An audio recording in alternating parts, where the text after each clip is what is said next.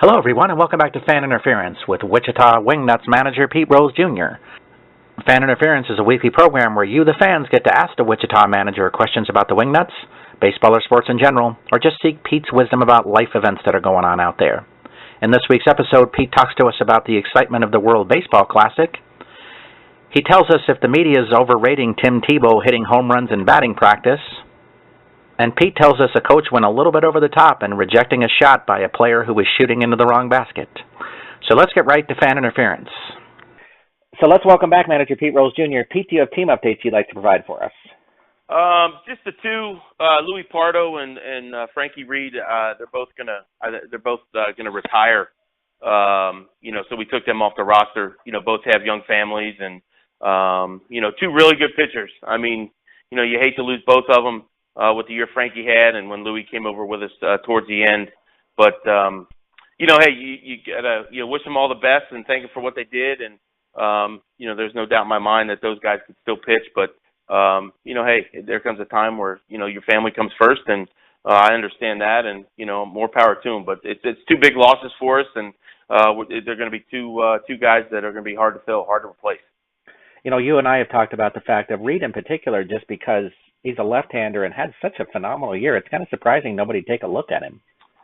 Yeah, there's a lot of stuff that it really messes with your brain. But, he would think that just because left-handed pitching is so scarce, especially with the numbers he had. I mean, the numbers he had last year were stupid. And it was basically just, here's my fastball, go try to hit it. And if you hit it, here comes another one. I mean, he's got a great slider, he's got a great changeup, but never uses them. But I was really surprised that, he didn't get a look as far as at minor league camp at the bare minimum, but, nobody called and, hey, I know he's got the baby Tank and his wife in California. He's got a really good job.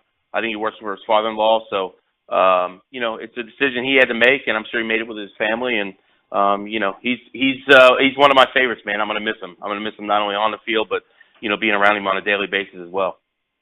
Well, let's head to our fan questions this week. We first of all begin with Ian from Wichita. He says, it sounded like you think there is a possibility that Link may be back. Is that true? He had labrum surgery last year, and I don't think he's going to be ready until probably, I don't know, maybe June-ish. But, he took a job at a facility in North Carolina. But, he's a guy that, if he decides to if he rehabs, and which I know he will, and if he decides to come back and pitch, he would definitely be a great addition to our staff. You go back and look at his numbers. I mean, I didn't really see him healthy, but I got to see, enough to where, hey, he's a legitimate number one pitcher.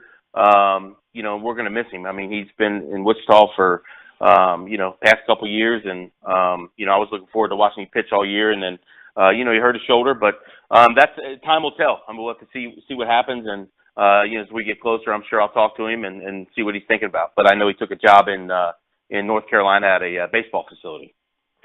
Lewis from Topeka asks, he says, Pete, I got to say that I'm surprised you were still in Wichita. As great of a season as you had last season, I figured you would be back in affiliate ball managing. Do you mean to tell me that there isn't an opening for one of the best baseball minds out there? I appreciate the comment, man, or the comment. That's thank you very much. But I don't know. I'm in a great spot. I love where I'm at. I get to kind of do what I want. I get to manage baseball players and some of the crazy organizational stuff. I guess I don't have to deal with on a daily basis, which is good. But being a manager, you want to manage in the big leagues, but nobody came calling, which was fine. I have another year here in Wichita, and like we've talked about many times, it's a place where I want to be. I love it there. The people people treat me well. They treat me great. The town's great. And I can't say enough about our organization with our owners and Josh, and then our players. I mean, it makes going back there a no-brainer for me, and I'd like to manage there as long as they'll have me. It's just it's a great spot to be. So. But no calls this winter, and I'm okay with that because I'm excited and looking forward to going back to Wichita. Jayla from Lawrence asks, he says, many aren't that excited about the World Baseball Classic, but I think that it shows that baseball is getting more popular around the world. I don't think anybody's excited for it right now, but I think once it starts, nobody wants to get up at 4:30 in the morning and watch the games that are over in Korea and Japan, obviously. But I'm excited. I like to watch it. I mean, I think it's you get meaningful games in March, which is fantastic. So it's going to be fun to watch. But it does mean that baseball is popular, especially Latin Americas and in Korea, China, Japan, those places. So it's going to be a good tournament, and obviously I'm rooting for USA, and I think they're going to have a great squad. But Japan's always tough, Korea's always tough, Dominican, Venezuela, Mexico will be good, the Netherlands will be pretty good this year. So it'll be a fun tournament to watch, and like I said, I'm looking forward to it. Well, I think it's a lot more popular than people realize. I mean, you were talking about Tim Brown going to the Czech Republic to play. And you know what? It's kind of obviously it's not as big as soccer. But I think in different countries where soccer is number one, and our pastime is baseball, I think it's gaining ground. Because there's leagues in Italy, Czech Republic. I think they play it in Russia. They play it in Israel. They're starting to play it all over the place. So it's growing, man. I mean, it's a great game, and it's not as fast as some of the other ones, and but it's a game that I've loved and I've played, and but I'm glad it's starting to expand. I think it's good. It's great for baseball. Dan from Albuquerque like to know. He says Eric Gagne is trying to make a comeback after being out of baseball for like 8 years. Is that even possible? Sure. Oh, absolutely. I played with him when he was with the Dodgers. I was in camp with the Dodgers. Great guy. I mean, great guy, great stuff. But if you know him, this isn't surprising at all. Just because he's always in shape. He works out hard. He works hard. I think his last years he was battling some arm troubles or whatever. So he's healthy. I seen him pitch in 14. We played Team France. Our Canapolis team played Team France in spring training, and he was actually managing that team, and he actually threw an inning against us, and he looked great. So I'm looking forward to watching it, and I wish him the best. But he's a great guy. He's a friend of mine, and I think if you knew him personally, you would think otherwise. But staying out of the game for that long, but you got a better chance as a pitcher, let's say as a position player, because you don't have to run down to first base all the time, or run a double out in the gap or stuff like that. So I think he's got a chance. We'll have to wait and see. Shawn from Salina asked of you. He says, can you see the Royals recovering after losing Ventura? You can, because if you think about the World Series team, they were so tight, and they were so together. They played as one, and I think sometimes these tragedies that you have, it pulls you together more as a brotherhood, and that usually will mean more wins on the field. I mean, last year obviously they had some major injuries, but I've seen teams where they're tight, and a tragedy happens and they get even tighter, and it means more wins on the field. So I hope they do. Obviously it's close to Wichita, so you get to see a lot of their games and everything. But Mike Jersley, I know Mike really well, and you wish them nothing but the best. But I think you can. But then on the other hand, I think it could be something to where it could go south really quick if they get off to a bad start or something happens, and it kind of might compound things. But I wish them the best, and I think they'll rally around it, and I think they'll come even closer as a team. I would gather that it's one of those situations where your veterans really determine how that affects your team. Is that true? It definitely, but it's funny when you think of their veterans, they're young guys. So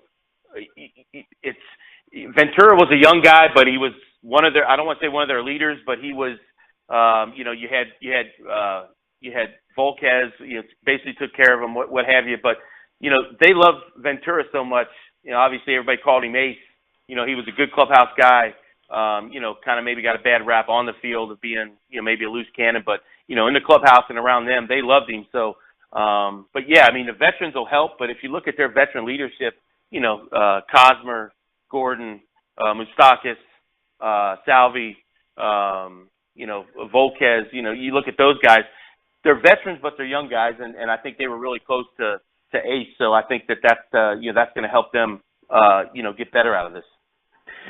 Zach from Wichita asked of you. He says, I know you like Tim Tebow, but when the news media was reporting that he hit 14 home runs during batting practice, aren't they getting a bit overzealous? Yeah, 'cause I'm a huge Tim Tebow fan. I think he is he's a born leader. He's somebody you root for. He's a great person. And he's a winner. I mean, you want people like that to do well, and you wish them the best. You don't hate on guys like that, but I think they take it a little too far because you might have hit 14 home runs, but the only thing that stinks is none of them count because it's batting practice. So, and I think it's unfair to Tim because I think all he wants is just to go to spring training and be a normal guy and go out and do his work and get better as a baseball player. And if you listen to him talk, that's exactly what he wants. I think it's unfair to him, but he is who he is for a reason, and people gravitate to him. And I wish him nothing but the best. I mean, I would love for him to play in the big leagues. I think it'd be great for baseball. I mean, do I think he'd be an NFL quarterback? Absolutely. He's a winner. I mean, he just wins. I mean, you put him in the big leagues, and I'm sure that team he's on, they'll win somehow, some way. He'll figure out how to get it done. That's just how he is, man. He's one of those guys. Jake from Springfield asked of you. He says, "Isn't this whole bat flipping thing getting blown out of proportion?" I'm an old school guy, so I never really bat flip because I've always had the impression if I hit a home run, I want to get around as quick as I can and get back in the dugout. Maybe next time up they'll forget that I hit a homer out, let's say on that fastball in, and they'll give me the same pitch. People say it's good for the game. Okay, that's fine. If you want to bat flip, I mean, go ahead. But you know what? You gotta, you can't be the one that's going to hide behind the umpire if somebody maybe puts one in your ribs or something like that. But I'm just an old school guy. I just kind of act like you've been there before and just play the game because guys that bat flip, big games are a little different maybe, but once a pitcher when pitchers show up hitters, it's okay. But when a hitter shows up a pitcher, it's not okay. So. I guess you can kind of see both sides, but I'm not a big fan of it. I just kind of act like you've been there before and just keep playing the game the way you're supposed to, and good things will happen. We have a few NFL questions for Pete this week. We first of all start with Steve from Cincinnati, who says, "Wouldn't Adrian Peterson or Jamal Charles be a great fit for the Bengals?" Absolutely. No two ways. Either one of those guys could come in right now and be our guy. And obviously AP with his knee and Jamal with his knee, but you know what? Hey, you got Gio's coming back off a knee injury. Jeremy Hill's still here. You know what? I say you give Rex Burkhead a chance. He played good in the preseason. He played good at the end of the year. He's a football player. I don't really think they gave him enough opportunity, but I think he deserves a chance. But if you could tell me we get one of those two guys, I'd be smiling from ear to ear if that were to happen. Hal from Wichita says, "The NFL Network is showing the combine. Come on, man. Talk about watching the grass grow." Yeah, it's just, I guess if you got to fill time, you got to fill time. But I just watch it when Eisen runs the 40. I think that's the greatest thing ever. That's the only time I'll flip it on. And he does it every year and breaks out new shoes and tries to get on, he tried to get under 7 last year and he did. And, they have a good time with it. I mean, NFL Network's great. I watch it all the time, but I'm not a big combine fan. The only thing I could say is thank God for, NBA basketball and college basketball while the combine's on, so you got something to watch. Paul from Denver would like to know, where do you see Tony Romo landing? Well, that's a good question. I think Chicago would be a good fit for him. I think Denver would be a really good fit for him. I think just teams that need quarterbacks. I mean, I've said it before. I hope it doesn't happen, but I think A.J. McCarron would be great with Hugh Jackson in Cleveland. I think he's going to win.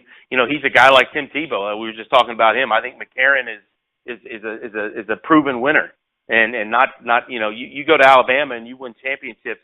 Well, you're doing something right, just like Tebow of Florida. But I think Tony can go.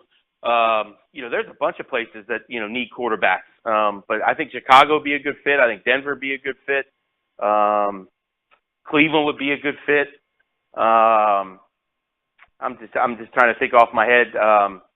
Houston would be a good fit. I mean, they gave the money to Osweiler, but hey, Romo's a good quarterback, man. I tell you, don't sleep on Tony Romo. I mean, he gets hurt, but you talk about a winner too. I mean, he can sling it, but I think he'll end up somewhere, and wherever he ends up, he's going to help that team tremendously. Our last question this week comes from Shep. He says, Pete, did you see that coach reject the ball on that little kid? How many levels of wrong is that? As many levels as you could possibly imagine, it's wrong. And, but it's like that everywhere to where, you're talking about kids to where as long as they get better, hey, you want them to win. I get that. But you know what? Some people take it over the top to where, you think that coach, if that kid makes that basket, he loses maybe $100,000. I mean, that's the way it looks. Is he getting a bonus for that? I mean, but yeah, on every level that's wrong. But it made for a good video. But I would say, is it serious? I mean, it can't be serious. I mean, you can't be that, that over the top. But hey, it is what it is, man. I mean, just let's hope it doesn't happen again. You feel bad for the kid, but I've seen it way too many times. And watching my kids play sports is, you get that one parent that's just over the top. And I just want my son and daughter to get better now. And we'll see when they get closer to graduating what their future holds. But yeah, definitely wrong in every way you can possibly imagine. Well, thanks for joining us this week, Pete. Okay, man. We'll talk to you next week. We want to thank Manager Pete Rose Jr. for joining us on Fan Interference this week. If you have your own questions you'd like to ask the Wichita Wingnuts manager, please send them to us at askpete@minorleaguesportsreport.com. That's askpete@minorleaguesportsreport.com. Please have your questions to us by Sunday evening so we can give Pete a little time to review them before we record the show. I'm Rob Pannier, the managing editor of the Minor League Sports Report. We'll see you next time on Fan Interference.